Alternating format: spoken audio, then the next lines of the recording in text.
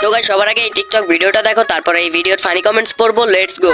পাবি না ওরে মনা যৌবনটা বিতা গেল খাইয়া দেখলি না রে মাখন তুলা রসের গোল্লা খাইয়া দেখলি না আমার কাছে আইলে রে তোর ঠগা হবে না।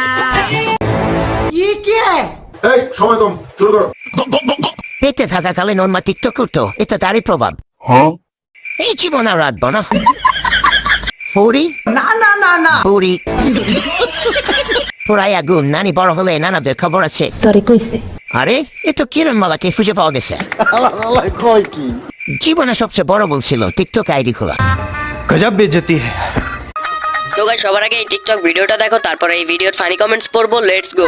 পাবি না ওরে মনা যৌবনটা বিতা গেল খাইয়া দেখলি না রে মাখন তুলা রসের গোল্লা খাইয়া দেখলি না